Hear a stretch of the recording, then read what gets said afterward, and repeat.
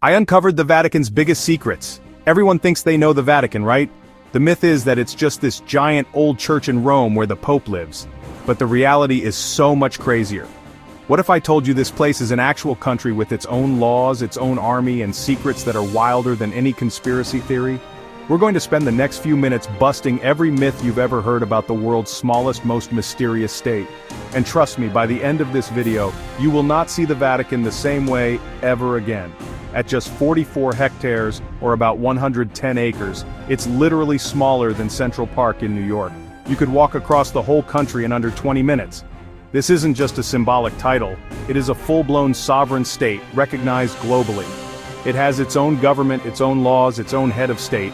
It even has its own flag national anthem. So, when you step into St. Peter's Square, you are legally crossing an international border into a different nation. They mint their own money, print their own stamps, and issue their own passports. Think about that for a second. A place that most people think of as a single building is actually a fully functioning country with all the powers that come with it. It's not a part of Italy or Rome, it's its own unique entity, one of the most unique political anomalies on the planet. It's a country inside a city. I've put English subtitles on the entire video so you don't miss a single insane detail. We're going to separate fact from fiction, and by the end you'll be an expert on the hidden world of the Vatican. Let's do this! This is a 4-minute guide to the most unbelievable facts about Vatican City. They use money that isn't theirs. Okay, so if the Vatican is its own country, it must have its own currency, right? Well, that's the myth. The Vatican is not a member of the European Union. It never joined.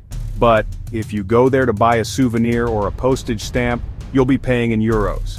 It's because the Vatican has a special monetary agreement with the European Union. That deal was carried over from a previous treaty with Italy. This allows them to use the euro as their official currency. The special deal even lets them mint their own unique Vatican euro coins. These coins are incredibly rare and prized by collectors. The Pope is not the King of Italy. A huge myth people believe is that the Pope has some kind of authority over Italy. That is completely false. The reality is that the Pope is the absolute monarch of Vatican City only. His authority stops right at the border. The moment you step out of St. Peter's Square and back into Rome, you are under the jurisdiction of the Italian Republic. The Pope has zero political power in Italy. He can't make laws, he can't command their army, he can't do anything. The separation was made official in 1929 with the Lateran Treaty. It established Vatican City as a sovereign state, completely independent from Italy. Here's a fact that will blow your mind. What's the most famous church in the Vatican? St. Peter's Basilica, obviously. So that must be the Pope's main church, his official cathedral, right? Myth. The reality is, St. Peter's Basilica is not a cathedral at all. A cathedral is a specific type of church. It contains the official seat, the cathedra, of a bishop. The Pope's official cathedral is the Archbasilica of St. John Lateran. It's the mother church of all churches in Rome and the world. It's about 3 miles from the Vatican. Yet it's considered Vatican territory. You've seen them, the guys in the ridiculously colorful puffy outfits standing around the Vatican. The myth is that they're just ceremonial guards, like mascots for tourists to take pictures with. The reality? This is the Pontifical Swiss Guard, and they are highly trained, lethal soldiers responsible for the personal safety of the Pope. Their colorful uniforms are just for ceremonial duties. Behind the scenes, they are modern special forces.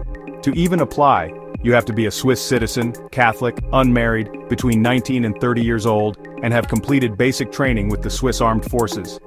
Once accepted, they undergo intense training in everything from unarmed combat and marksmanship with modern firearms to crowd control and anti-terrorism tactics. They are the Pope's last line of defense. How do you become a citizen of a country? For most places, the myth is it's all about birthright. If you're born there, you're a citizen. But the Vatican completely flips that script. The reality is that Vatican citizenship is not granted by birth. It is functional. You are only a citizen because you have a specific job or an office within the Holy See. There is no such thing as being born a Vatican citizen even if you were miraculously born inside the city walls. Citizenship is granted almost exclusively to cardinals residing in Vatican City, diplomats of the Holy See, other employees who live inside the state. And here's the craziest part. When your job ends, your citizenship is revoked. You lose it. If you don't have another country's citizenship to fall back on, Italy is legally obligated to grant you Italian citizenship. The Vatican Secret Archives. The name alone sounds like something out of a movie. The myth is that it's a top-secret vault filled with alien secrets, hidden gospels, world-changing conspiracies, but the reality is a little more academic. First, the name is a mistranslation. Archivum Apostolicum, the Latin name. It more accurately means the Apostolic Archives. This one sounds like a total urban legend. A cash machine that gives you instructions in Latin? But the reality is, it's 100% true. There is at least one ATM located within Vatican City, operated by the Vatican Bank. You can walk up to this machine. Screen shows language options. Italian, English, German screen highlights Latinum. As a selectable option, you can choose to conduct your entire transaction in Latin, the official language of the ancient Roman Empire. So the Vatican is a landlocked country inside a city. But even cooler is the Vatican Railway. It's the shortest national railway in the world with just two 300-meter tracks. The railway connects to Italy's network today. It's mostly used for freight, but occasionally, the Pope will use it for symbolic passenger journeys. When a new Pope is elected, the whole world watches a chimney on the Sistine Chapel. After each ballot in the papal conclave, the ballots are burned. If no Pope is chosen, they add a chemical to create black smoke. If a Pope is elected, they burn the ballots alone to create white smoke. But here's the modern twist. They now use a second stove with specially designed chemical cartridges. And just to be sure, they also ring the bells of St. Peter's Basilica when the white smoke goes up. So there you have it. We've gone from myth to reality. The Vatican isn't just a church, it's a sovereign country. The Swiss Guard aren't mascots, they're elite soldiers. And the secret archives aren't secret, they're just private. We've seen that this tiny nation operates on a completely different level, with functional citizenship, a Latin-speaking ATM, and its own railway. It's a place where ancient traditions like smoke signals are kept alive with the help of modern chemistry. The myths are exciting, but the reality is infinitely more fascinating.